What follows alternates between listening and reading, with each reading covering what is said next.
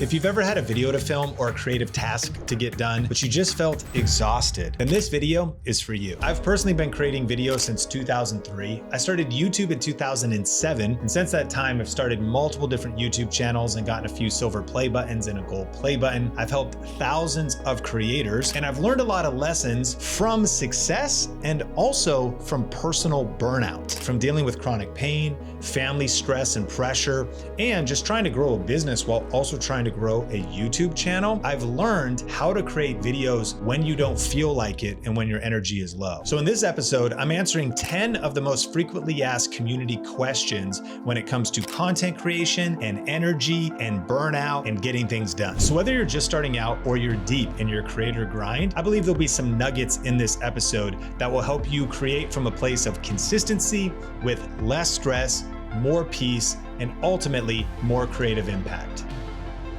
Welcome to the Think Media Podcast. This show is devoted to bringing you unfiltered advice for growing a profitable YouTube channel. My name is Cannell, and I'm super grateful that you're checking out this episode. Today's episode is sponsored by Magic Mind, but a little bit more about them later. Now, if you're on the audio version, I love you, but if you're on YouTube, you can skip around to the time codes and chapters of these 10 questions, kicking it off with number one: what do you do when you have a filming block scheduled, but you feel totally drained? Well, the first thing I'd say is that it's awesome you are scheduling filming blocks, because what gets scheduled gets done. And if you want something to get done, put it on your calendar. But it's a great question, because what happens when it's scheduled, but as it's approaching, you're like, this sucks. I don't feel up to this. I feel tired. Well, a couple thoughts. One, deadlines are powerful. The nice thing about hard deadlines is that if it has to get done, what do? I do it, because a deadline is a deadline and deadlines unlock action. And so as an independent content creator, a lot of times you're going to have to summon self-motivation, because you don't actually have a hard deadline. You just have your own personal accountability to consistency. But if you do have a brand sponsorship, or you have, I don't know, some kind of a client promise, or you have a business to run and bills to pay, and you're dependent on your YouTube income, well, then there's like a different level of motivation there, because it's an actual hard deadline. The next question is if it's not a hard deadline, then you might reason in your own mind, what's the big deal if I don't do this? Now, if it's not a hard deadline for me, I do build in margin. Sometimes the right move is a nap instead of filming. I've learned that tired eyes rarely see a bright future. And so, yes, I might have a shoot day on my schedule, but if I'm going into it at an absolute place of fatigue, I mean, it's kind of like calling in sick. If you're legitimately sick, the thing you should do is rest and recover instead of work during that time block. But here's the question, and you need to be honest. Is it fatigue, or is it procrastination? There's a really good book called Do the Work by Steven Pressfield. Every creator should read it. And it talks about this concept of the resistance. And it's this force we feel, especially as we are approaching creative work.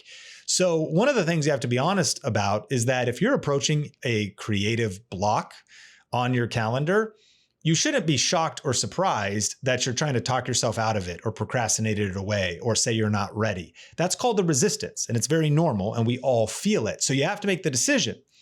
Are you procrastinating, or are you genuinely fatigued to a place where you need to rest? And if you realize it is procrastination and it is the resistance, then I have a tip for you on how you can hack your psychology. And it's this: the right reason will light a fire beneath your feet. Let me illustrate. Let me tell you a story. So my family bought a house during the Big Short, or right before the housing crash around 2008. And the first house we bought was on an 80-20 ARM loan. That's a horrible loan. That means that 80% was like the one mortgage, and then you have an additional second mortgage that's 20%. Now, the house was like $225,000 or something like that at the time in Washington State. And after the housing market crashed, and there was also some family troubles and health challenges and job loss and a bunch of stuff that happened, Actually, there was tenants in the house. They stopped paying. All that to say is the house foreclosed, which meant that the 80% loan foreclosed, but you were still accountable for the 20%. So there is a bank that we owed money to for 20% of $225,000. So it was around 50 grand. Well, I was realizing this debt was looming over my head. And I was like, how are we going to pay that off? When are we going to pay that off? What's going to happen? And as time went on, we actually moved to Las Vegas, and I took a position at a church as the director of communications. But this $50,000 or so loan was hanging over my family's head until one day I get a phone call. Bring, they call me and they go, hey, this is like SunTrust Bank or whatever it is. By the way, you owe us like 50 grand. I'm like, yeah, I was aware. I was trying to forget about that. And they go, so here's the thing.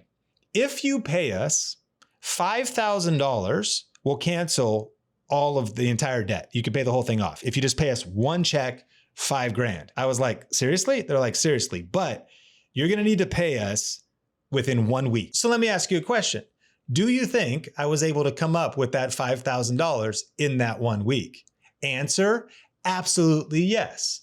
I'm not a person that really usually advocates for crime, but I was living in Las Vegas at the time. I realized there's a lot of people that had money on the strip, maybe a few extra poker chips. So I went down there with a small weapon and was able to get the $5,000. I'm just kidding. I'm making a joke, but I mean, it was kind of the mentality that whatever it took, I was going to come up with this $5,000. Now, I want you to imagine if you're given, if you will, the mini opportunity of a lifetime to have a $50,000 debt that's only going to cost you $5,000 to pay off. Where there's a will, there's a way. Where there is a strong enough reason, there will be a fire beneath your feet. And so when it comes to overcoming the resistance and procrastination, I think one of the things to try to hack your psychology is to tap into some deeper reasons than the fact that you could just put off filming to another day. What's your vision? What's the bigger purpose you're building to? Even if your videos are only getting 7 views right now after 7 hours of editing, do you have a vision for the passive income that will be created on the other side of consistent uploads, ranking videos, building your channel? Do you have a vision of the doors of opportunity that will be unlocked by the consistency that you put into your YouTube channel? The key is you're going to have to hack your own psychology by giving yourself your own motivating reasons, especially if your YouTube channel is a side hustle and you actually don't have a hard deadline. So find a way to create urgency, because urgency creates energy. Question number 2, what are your pre-filming rituals and environment hacks? Couple things. One is I take a shower before I film. And even though cameras don't have smell-o-vision right now, I have found that my own psychology is enhanced when I clean up, I get dressed, I put myself together. Supplements is a part of my routine. Music, having a pump up playlist to get into the vibe that I want. I often will use supplements like Magic Mind, coffee, and different things like that to lock in and get in my filming routine. I will clean my workspace. I have found that if I have a cluttered office, it's just destroyed from all the work I've been doing and mail that's come and all kinds of stuff, that I'll turn on the music, clean up my workspace. Not only does it declutter my brain, but it also kind of helps me ramp up to actually filming. Sometimes I'll do some essential oils, something that's like Breathe or peppermint that gets the breathing and air passageways going. I'll set up my lighting and different things like that, that signal to my brain that it's go time. There's studies of creative professionals that if you have a place, a set place where you do your creative work, a routine, light a candle, put your journal out, turn on the song, whether that's the smells, the looks, the sights, the locations, by having a creative routine that you come back to, it actually does hack your psychology and gets you into creative mode. And so those are a few things I do. Question number 3, how do you manage filming with young kids or a family at home? Well, this is going to depend on your circumstance, but it's a great question. Perhaps in a certain season, they're at school, so you might film during school. Perhaps you need to film after they have gone to bed. Perhaps you can film during nap time. There is some live streams I've done. I have a 2-year-old and 4-year-old now, but I did one. This was my most courageous live stream. It exists somewhere, where I had the baby in a front pack. And I think it was Sean Bradley. He was sleeping. I went live. He stayed asleep the whole time. I mean, risky for sure. But, you got to do what you got to do in this content creation world. You film batches when the family is out of the house. I mean, as soon as you become a parent, you learn a whole nother level of time management, right? And so if possible, can you talk to your partner, your spouse, a family member? Hey, can you take the kids this day? Can you take them for a couple hours? And then you lock in and you film during that window of time that you have. I've learned that communication with a spouse or a partner is critical. And I understand that a lot of us are side hustling and, money might be scarce, but there is a reason why some entrepreneurs will still get an office space and pay to lease a space or get a co-working space or go somewhere, because practically getting out of the house for other reasons might be really helpful to actually get things done. And that could apply to filming as well. And then, I think it's not about your resources. It's about your resourcefulness, being resourceful with what you have today, but also considering how could you upgrade and invest as time goes on? Could you upgrade and invest in building out a studio in the garage, repurposing a room in your house, having a vision for, a separate ADU that you have? I know that that's not an immediate thing, but this is the way that content creators think. They're visionaries. You're thinking about what could you build next?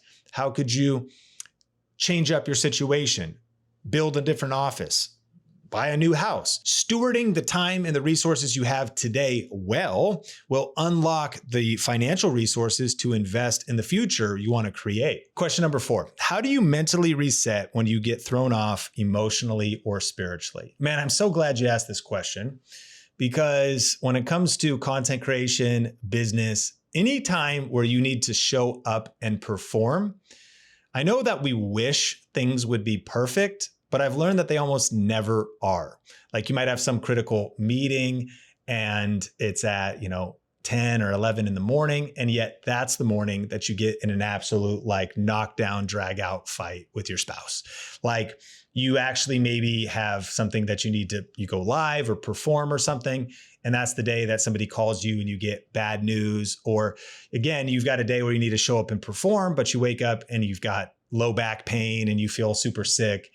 And what seems to be true about life is it's not only that there's these critical moments that we need to show up and perform for, but it's also the fact that you're going to throw in these Murphy's Law events that if something bad is going to happen, it probably will. And that we will find ourselves, whether it's needing to show up on camera or needing to show up for a critical meeting, oftentimes at some kind of a disadvantage and encountering things that will knock us out of the zone. I've actually spoken on stage so much and done so many events and have found that almost never am I about to go on stage when everything was good that morning or that day. It's bad news is coming in. There's a fire at work. There's an issue at home. There's a negative text messages, weird vibes are being shot at you, passive aggressive text messages from whoever. It's all coming, and it's 10 minutes before you need to show up and perform. So developing the skill of being able to mentally reset is critical. A couple things that I like to do. I've learned, and I believe there's physiology behind this, that to reset your nervous system or to calm down can take 10 to 15 minutes. So if possible, I go on a walk. I got to get out, get moving, go on a walk, and let time pass. Combined with breathing. This is a huge hack. Deep breathing patterns. A lot of times as stress is increasing and the cortisol is going crazy and you're actually in the fight or you're in the argument or you're just holding the stress, you realize you've stopped breathing. So returning back to different breathing patterns, deep breathing, in through the nose, out through the mouth. Breathing and walking has been helpful. I have found that journaling is helpful. Writing out my thoughts, writing out my emotions, or even just reading a book. Forcing myself, my brain's all fired up, but forcing myself to read, replacing those words in my mind. Personally, scripture is one of the best books. Reading the Bible can be really helpful. And then just letting my mind reset, letting myself calm down and giving myself a chance to rest. Now, ultimately, I think this question comes down to a skill set or an attribute called resilience. We have 7 core values at Think Media. One of them is resilient spirit. And resilience is how quickly can you come back to baseline? Baseline would be that place where we are able to produce from a calm, clear, and focused state. But you can think about some of the things that might knock you away from baseline. It could be things that are not just negatives, it also can be positives. Sometimes you get so pumped with maybe good news and excitement, I can't focus anymore. Like I need to take the rest of the day off. That news was too good. Let's just go celebrate. You have a really high. Well, resilience actually would tell you, I'm resilient if I can get back to baseline quickly. And from a negative standpoint, you get a weird text message, someone's firing some weird vibes at you, you get some, a negative message. Can you still show up and perform from a place of clarity and confidence at baseline? Well, resilience is how quickly you get back to that place. And so those are a few of the things that I do. And if you will, ultimately, at a deeper level, this comes down to neuroscience, your neural pathways, how your brain is conditioned, and I would think your thinking patterns. There's a good book from Craig Groeschel called Change Your Thinking or something like that. I'll link that one up in the show notes if you want to check it out. I think it's based on the Bible and scripture and also cognitive behavior therapy, which I do believe they call as the most significant breakthrough in psychiatry, maybe in the last 100 years, still effective today to help people in all kinds of walks of life and different situations. So we're talking about mental mastery, mental toughness, and a skill set to not beat yourself up on if you don't have a high level of resilience and it does take you, you get like one 15-minute conversation. You're like, I'm done. I can't even get back in the zone today. I'm going to have to wait until tomorrow. That might be where you're at now, but let me encourage you, you can grow these skill sets and these attributes, and to have sustained creative output over the long haul, these attributes are essential. Question number 5, what are your top 3 creator energy habits? All right, top 3, this is off the cuff that I wrote down that I think are my top 3. Here's number 1 is sleep. I don't know if you thought that was going to be what I thought, but like sleep, if you want a good day tomorrow, it starts the night before. And so cut Netflix, stop scrolling, get some real rest. But let me be honest though, you know how they say like, don't eat 3 hours before bed? Who are we kidding? I am eating right before bed. Now, I've been eating healthy lately these days, a little bit of Greek yogurt, a little bit of local honey, some blueberries, delicious. But I'm eating that like, I go to bed at maybe 10:30. I'm eating that at like 10:25. So, okay. And then, no screen time before bed, as they would say. Couple hours before bed. Well, I'll be honest. I'm sometimes on my screen while I'm eating my Greek yogurt 5 minutes before bed. So I would say I have recently gotten a pair of blue light blocking glasses. I got like a well-reviewed pair off Amazon for, $20 or something, because there is something about your bedtime routine. And while I do make a few jokes, I have been taking this seriously, whether that's some chamomile tea, whether that's the temperature in the room, whether that's generally trying to de-stress, and finding that my wind down routine, I do melatonin as well, a couple other things. Like you want to get good sleep, because sleep is the greatest biohack. There's so many other things you could do, but sleep is like the foundation. So that's number 1. That's my number 1 creator energy habit. Number 2 is light, clean eating before shooting. Don't overeat.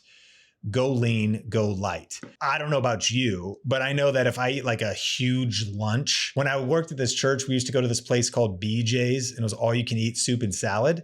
Like, you don't need all you can eat at lunch on a work day. Like, I'll take my 4th soup, sir. Thank you so much. Yes, I would like another bacon and blue cheese wedge salad, number 3, please. Like, I would do that. And then sure enough, what's going to happen in the afternoon? Mega crash. Well, kind of the reverse is true. You get your nutrition right, you eat lean, it really can tie into your energy. And so I usually want to be in a place of kind of like ketosis, even if possible, when it comes to filming, really locked in with mental strength and energy. So I light eating, clean eating, not a ton of eating. if I'm going to shoot. And then number 3 is going to be strategic supplementation. That's why today's episode is sponsored by Magic Mind, one of my favorite partners that we've partnered with lately. Just because I've been subscribed to Magic Mind for like over a year, and I'm huge on hydration, coffee, nootropics, adaptogens. They're legit. It'll give you the edge. It will help you when it comes to locking in your creative mode. And I want anything that's going to give me the advantage. I'm stacking all of the things that we're talking about in this episode so that I could show up powerfully, show up consistently, show up focused, and do my best creative work. Question number 6, should you push through or rest? And how do you know when to do which? This is a great question. Here's a couple thoughts you could ask yourself. 1, will the content suffer if I push through? So if you're like, you know what, I'm just going to grind it, I'm going to film, but you're in such a tired, fatigued, and, devastated emotional and physical state that the video is going to be terrible, then you probably shouldn't push through, because that's going to show up on camera. We had Dan Martell on the Think Media podcast recently, and he said, he's like, there's just certain times when you shouldn't film a YouTube video, especially if you want the YouTube video to be great. You want to show up and like bring your energy, bring the love, bring the energy, bring the presence, bring the connection. It's an exchange, especially at the highest levels of YouTube. So if the content's going to suffer, then you should probably rest and not push through. Is the cost of pushing too high? Are you on the very verge of a breakdown or burnout? Again, you should probably rest. Now, on the other side of the coin, chronic procrastinators may need discipline more than naps. And that's where a lot of people are at. Like any opportunity to procrastinate is an opportunity that you seize. Then you need to suck it up a little bit. You got to suck it up, Buttercup. You just got to punch fear in the face, punch perfectionism in the face, punch procrastination in the face, and press record. And so this is always going to be a tension to be managed. It's the grace versus grit question. It's a tension. Listen to your body, but also lead your body. I remember one of my mentors told me this. The truth is, we don't receive energy, we create energy. Power plants don't receive energy, they create energy, and the human body is similar. So there is such a thing as authentic fatigue, but what this individual was telling me to do is said, 1, rate your energy. And if you're listening to this podcast right now, what are you at? On a scale from 1 to 10, what is your energy? Doesn't matter like where you are in the world, what time it is, just whatever is an honest number. If it's a 3, you're super tired, it's like a 7. Number 1, just check in. What energy level am I at? Number 2, raise it 2 notches. If you're at a 6 in your energy right now, it's true. You can make a choice to get to an 8. Now, you might not be able to get to a 10. Maybe you're like, it's been a long day. I can't, but you always can get it raised a couple notches, which proves you can create energy in a moment's notice simply from awareness. Check in with yourself, check in with the number, and then make a conscious decision to raise it. You might check in with yourself and you're like, I'm at a 3. I mean, I could pump up to a 5. Like if I got to show up and, I'm going to do my best, but a 5 might not be what you want to show up on camera as. Well, fine. Then get some rest. But try to check in, listen to your body, but also lead your body. You're capable of a lot more than you give yourself credit for. And as you master energy management, emotional management, and you master supplementation and really dial in your rhythms, you'll be shocked how much more productivity or outputs the you from 6 months from now or 12 months from now can have from continuing to invest in these disciplines and the content of this episode that we're talking about. Number 7, how do you organize your work to support your energy and your flow? This is a great question. 1 is batching similar tasks. I try to, in my schedule, have meeting days on meeting days and creative days on creative days. I try to have left brain analytical activity like planning videos all in one batch and if possible on one day, and right brain creative activity, filming, performing, getting on camera on a separate day, or at least in a separate block. I like to look at the day in 2 big chunks, 2 4-hour blocks. If I can't have all meetings on one day and only film on another day, I at least want to have it blocked out. Like half of the day is filming and the creative work, and then the other half of the day is admin work. So batching similar tasks. Don't mix meetings with filming. Definitely use calendar blocks. And understand there's a great book by Cal Newport called Deep Work. It's a longer book. You could study some of the YouTube videos, but if you're a big reader, definitely pick that one up. I'll link it up in the show notes. He talks about task switching costs attention. So multitasking is a myth, and multitasking is not even really something that you might think you can multitask. And even if you're the best multitasker in the world, you're still actually probably losing productivity, and you'd be better if you did not switch between tasks, but grouped them better. So that's how I like to organize my work. And then thinking of on the arc of the week as well. I remember we were doing our leadership meetings at the end of the day on Friday. And I always say the quote, tired eyes rarely see a bright future. And we started to realize like there is such a low level of optimism on these meetings. Like sometimes we're not going to make good decisions because the level of no optimism is there. Like we do not see a bright future.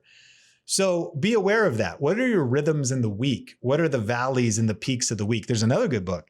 It's called At Your Best by Carey Nieuwhof. I'll link to the interview with Carey about this topic. He was on the Think Media podcast. We'll throw that in the show notes. And it talks about red zones, green zones, and yellow zones, and knowing on your calendar when are your red zones, yellow or green zones, and then understanding it's actually not that you can't work during a red zone. It's just that the work you do should be like super boring and not demanding, and definitely not demanding of the best you or the high performance you. But if you do need to show up and perform and put out your best creative work, you should do that during a green zone. So that's a great question. Those are some resources to help you go a little bit deeper if you're interested. And let's dive into the next one. Question number 8. What did you do during the side hustle season when time was tight? Great question. I've been in many side hustle seasons. 1, I was working at Red Robin and also trying to do creative work and do YouTube. 2, I was full-time staff at a church as either a campus pastor, a director of communication, and trying to do YouTube on the side. So this was tough. I think 1 was if I realized, okay, I'm transitioning from work, but I want to get some creative work done. Personally, I would tap into the power of naps. It was a nice reset. I do know if you nap too long, maybe you fall into a fatigue downward spiral that you can't recover from. You just wake up and you're like worse off. I understand that's true for some people. It would happen to me as well, but I just realized, okay, how do I reset? Maybe nap, wake up, rest a little bit, coffee perhaps, and then start creating. Another one would be just even having a reset routine. If I can't take a nap, go for a walk, give myself a little chance to rest and recover, 30 minutes, an hour, and then just get up and decide to lock in again, filming at night or editing at night, having buy-in from my family, communication with my family, and understanding that it was also a sacrifice season. I think understanding the law of sacrifice in general, in order to go up, you've got to give up, and having a vision for my side hustle season that this isn't forever, that this is a side hustle now. And my dream is that one day it'll be my main hustle. And as a result, I am sacrificing right now, putting in extra hours or working through added layers of fatigue because I'm investing in my future.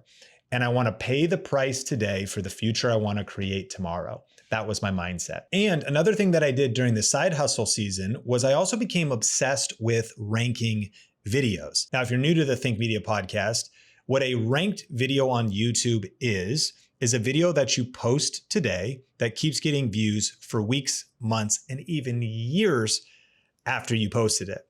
And so if you think about it, if you're in the side hustle season and resources are scarce, time and money, then a ranked video is like your greatest asset of all time because you don't have a ton of time. You only have a few hours after work or one half of your Saturday that you're going to devote to your YouTube channel. So I wanted to create a particular type of content that would grow my channel when I wasn't working on my channel, and that would make me money or passive income when I wasn't posting new videos. That if during the summer, when things were lighter at the church I was working at, I got a lot more videos done than during Easter or Christmas, especially when things were much more busier at the church.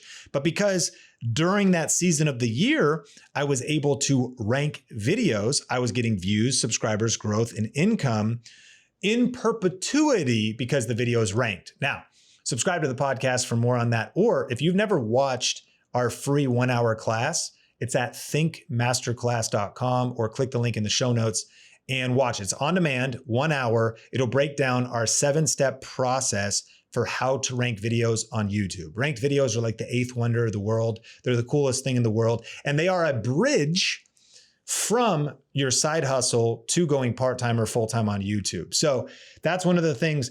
Don't just sacrifice during the season of sacrifice, but invest your time in the right things, in things that give you leverage, in things that multiply your time. What can I do today that'll give me more time and money tomorrow? Ranked videos will do that for you. And if you want to check out more about that, you can watch the free class, and I'll link that up in the show notes. Question number 9, what are your go-to recovery habits when you're depleted? Well, I wrote down a couple things from free to expensive. Number 1, sleep, still most important. It is the number 1 recovery factor. I mean, from all my studies, I'm sure there's some in the community here that know more than me, whether you're a physical therapist or a fitness coach or whatnot. Like, you want to recover after a workout, sleep. It's like you want to recover after work, sleep. And the quality of your sleep, to all of my Aura ring wearers, or tracking your sleep or your HRV and all that stuff. But sleep most important. And I have found personally, I know that not everybody likes to just take a lazy day or just lay in bed and lay on the couch and like watch Netflix. I do. I would love one of those soon, please, if possible. Like, I have found that passive recovery, when I've just been go, can really help me. And so I enjoy that. Then I also like active recovery. So going on walks, getting out in nature, movement, light movement, or more intense movement. I know that would be less about recovery. If it's high intensity, then it's not as much recovery, but like a walk.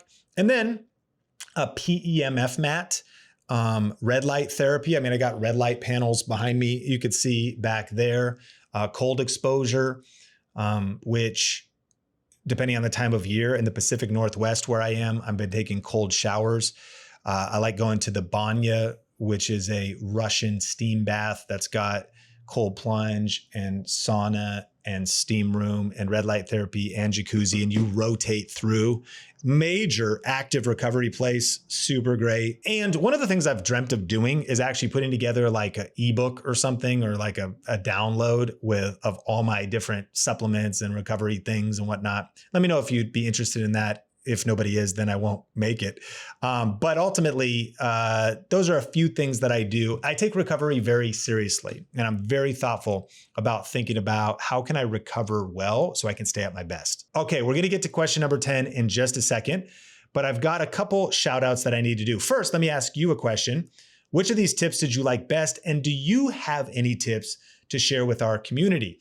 If you're on the YouTube version where you're able to comment, iron sharpens iron. And there might be some things in your season of life. Maybe you're a mom, a lot of kids, you got some different things. Maybe it's a diet thing. Maybe it's a supplement you love. Maybe it's part of your routine. The comment section could share a lot of valuable information. So let's grow together. And as a reminder, use the promo code ThinkM60 to get 60% off a Magic Mind subscription. Highly recommended. One of my favorite products.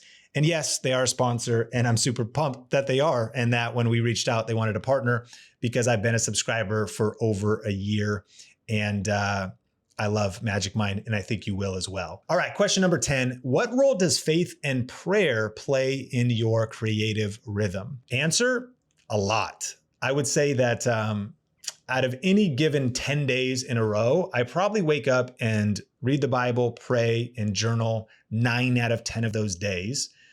I will turn on worship, praise and worship music, because it's a genuine shifter of atmospheres.